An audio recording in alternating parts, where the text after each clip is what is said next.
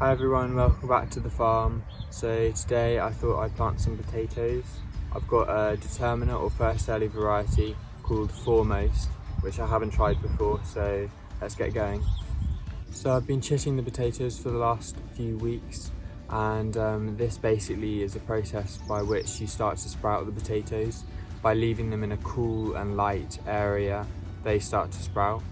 It's not a wholly necessary, but I like to do it. So as I mentioned earlier, this is a determinate variety of potato, which basically means that the tubers all grow on one layer, so you don't need to hill or mound the potatoes.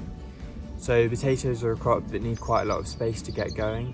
They need about 60 centimetres per row in between each row, and then about 20 centimetres per spud. And then a useful measurement that I use is from the top of my finger here to the base of my thumb is 10 centimetres, so you can kind of gauge different distances. But I always like to plant my crops quite closely together just to increase yield.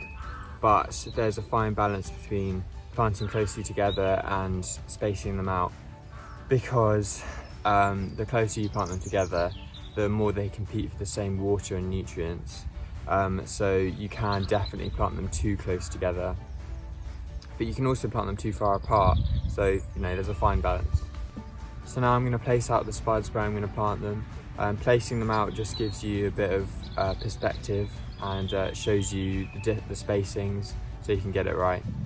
So now we've got them all placed out, they're ready to be planted. I've got a few small spuds left, so I may slip them in the middle here to be quite naughty. But I only wanted to use half of this row because I want to plant the other half with the main crop potato. I just want to point out that I'm no expert, but I've been doing this for a couple of years now, and I do loads of research online, so I've got quite a lot of experience, I think. So important tools for planting is either a trowel or a dibber. So with the trowel, if you just dig down, make a little hole about 10 centimetres deep,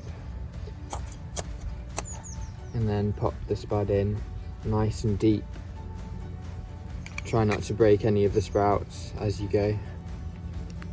And then with the dibber, if you just make the hole and twizzle it around a bit,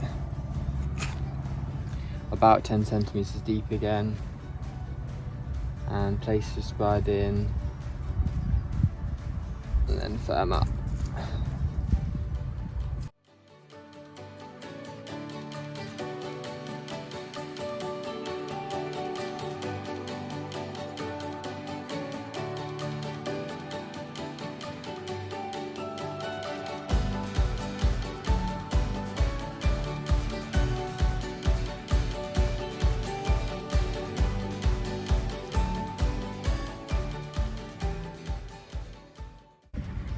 So all the potatoes are in. I did sneak in that extra row in the middle. I know that's quite naughty and it might affect the yield of my crop, but I had them spare and I didn't want to waste them, so I just chucked them in.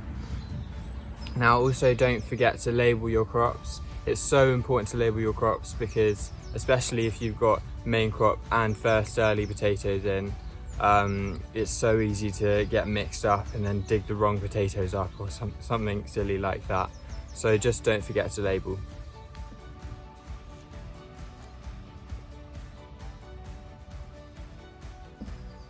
Now if a really heavy frost does come along, I will come and fleece this row just so the frost doesn't get to them, because it is a tender plant. So now we've planted the potatoes, I'm going to do a little bit of an experiment. Because the potatoes will take a couple of weeks to come up, I thought that I might plant a really quick harvest crop, which is radish, in the same area. See whether I can get a harvest before the potatoes start to come up.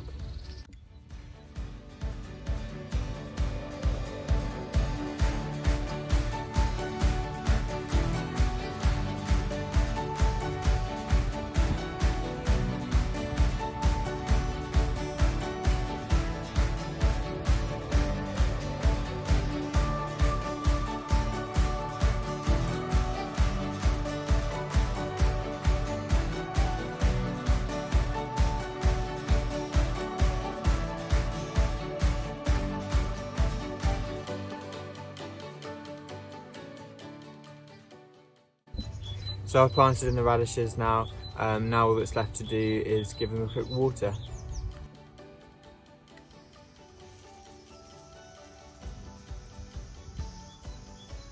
But thank you very much for watching. I hope you enjoyed, and I hope you learned something.